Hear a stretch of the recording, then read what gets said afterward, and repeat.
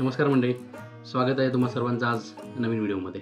मंडळी, गेल्या वर्षी आपला मराठी बिग बॉस सीझन 5 70 दिवसातच आटोपता घेतला होता, कारण हिंदी बिग बॉसला त्याच्या TRPचा फटका बसला असता।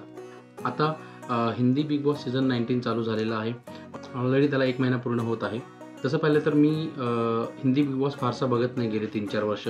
फक्त शिव ठाकरेचा जो सीझन होता तो अपवाद वगळता मी फारसा हिंदी बिग बॉस बघत नाही। आता याही वर्षी कंटेस्टंट लिस्ट बघितली, काही 2-4 नावं थोडीशी इंटरेस्टिंग वाटली, बघण्यासारखी वाटली म्हणून हा सीझन पाहतोय। आणि त्यातल्यात आपला मराठी मुलगा प्रणित मोरे हाही या सीझनमध्ये आहे, तर त्याच्यासाठी तरी खास करून हा सीझन मी पाहतोय। तुम्ही कोणासाठी हा सीझन पाहताय कमेंट करून नक्की सांगा। ह्या हिंदी बिग बॉस सीझन 19चे झालेले एपिसोड पाहता खूपच लवकर हा सीझन बायस आणि अनफेअर वाटायला लागला।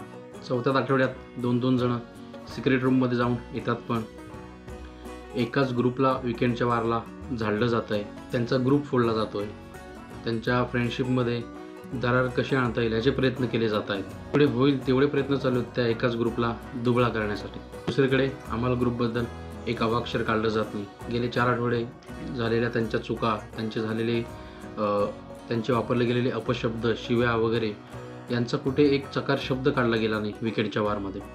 हां, आजच्या ह्या विकेंडच्या वारला मे बी थोडंफार झापलं जाऊ शकणार आहे, परंतु गेलेल्या 4 आठवड्यांबद्दल आपण बोलतोय।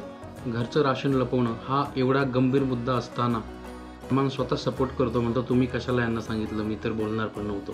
म्हणजे हा कुठला दोघलापणा झाला? तुम्ही गेल्या सीझनमध्ये ह्याच पॉईंटसाठी शिक्षा दिली होती, पनिशमेंट दिली होती, आणि ह्या आत्ताच्या सीझनमध्ये तुम्ही स्वतः एक चकार शब्द काढला नाही त्याच्याबद्दल, तुम्ही त्यांना सध्या ओरडले पण नाही, तुम्ही उलट त्यांना सपोर्ट करताय। हा कुठला दोघलापणा? तुम्ही म्हणताय मजाक मस्तीमध्ये चालू होतं, मी तर म्हणतो समोरची टीम मूर्ख आहे।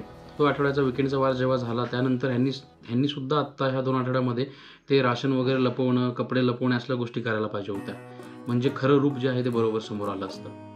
मजाक मस्ती चालू द्या की, तुमच्याकडून पण होऊ द्या ना मग असली मजाक मस्ती, मग बघा ना काय रिॲक्शन्स येत आहेत। एकाच पर्टिक्युलर ग्रुपमधले लोक नॉमिनेशनमध्ये काय जातात, स्पर्धकाला दर्शकांनी नाकारलं, त्या स्पर्धकाला सिक्रेट रूममध्ये बसवलं जातं, स्पर्धक तिथे बसून ठरवतो कोणती टीम नॉमिनेट होईल, कोणती टीम नॉमिनेट होणार नाही, कोण कॅप्टन बनेल।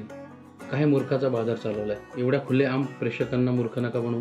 मान्य करतो, जे निर्माते आहेत यांच्या हातामध्ये, मेकर्सच्या हातामध्ये बरेचसे निर्णय असतात, कुणाला ठेवायचं, कुणाला घालवायचं, कुणाला वर आणायचं, कुणाला खाली न्यायचं, परंतु ते करताना पण तुम्ही भान ठेवा की हे उघडकीस येत नाही आहे, लोकांना समजत नाही आहे, एवढं इझिली लोकांना ते कळून नाही आलं पाहिजे। अशा गोष्टी तुम्ही करा, निदान लोकांचा इंटरेस्ट तरी त्या शोमध्ये बनून राहू द्या। तुम्हाला मुद्दा पडत असेल तर खाली कमेंटमध्ये तुमचं मत नक्की मांडा, व्यक्त व्हा। आता येऊया प्रणितवर। मित्रांनो, तुम्हाला प्रणित मोरे मे बी आवडत असेल नसेल माहीत नाही, मी ह्या बिग बॉस शोच्या आधी त्याचे काही कुठलेही शो बघितलेले नाहीत किंवा काही नाही, परंतु एकच मुद्दा की तो मराठी आहे आणि इमानाने साफ मुलगा आहे। त्याचे शो थोडेफार मी आत्ता बघितले तर थोडेफार नॉनव्हेज जोक्स वगैरे मारतो तो, परंतु मनाने साफ आहे। आत्ता 2 आठवडे झाले चांगला खेळतोय, तर आपल्या सपोर्टची त्याला गरज आहे। टॉप 5 पर्यंत त्याला पोचवायचं काम आपलं आहे। कसा का असेना, कुठे का असेना, पण आपला मराठी माणूस आहे, जिथे मराठी माणूस आहे तिथे आपण आपलं सपोर्ट करणं गरजेचं आहे। प्रणितचं जर बघितलं तर त्याला दुसऱ्याच आठवड्यामध्ये बिग बॉसने नॉमिनेट केलं का, तर त्याची कॉमेडी चांगली झाली नाही, ती घरच्या लोकांना मुद्द्यांना धरून वाटली नाही, सत्य वाटले नाही। अरे पण कॉमेडी ही शेवटी थोडीफार मुद्द्यांना धरून नसणारच आहे, मग ती कॉमेडी तेवढ्या इझिली होऊ शकणार नाही ना, तर त्याला डायरेक्टली थेट नॉमिनेट केलं।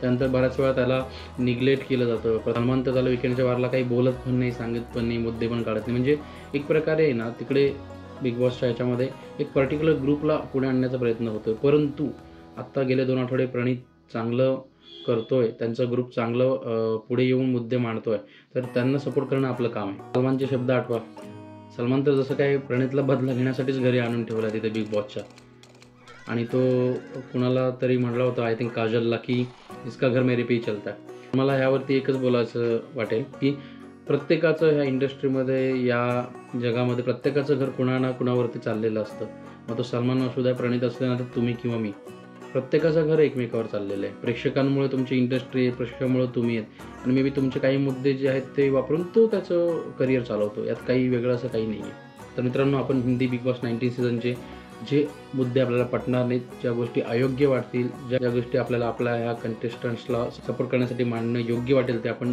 आजपासून नक्की मांडणार आहोत. चॅनलला फॉलो करायला विसरू नका. तसंच लाईक आणि कमेंट नक्की करा, जेणेकरून तुमचंही मत माझ्यापर्यंत पोहोचेल, लोकांपर्यंत पोहोचेल आणि एक प्रकारे ज्याला बिग बॉस सपोर्ट करत नाही त्यांना लोक सपोर्ट करतात हे आपण दाखवून देऊया. तर भेटूया पुढच्या व्हिडिओमध्ये. तोपर्यंत थँक्यू सो मच. धन्यवाद.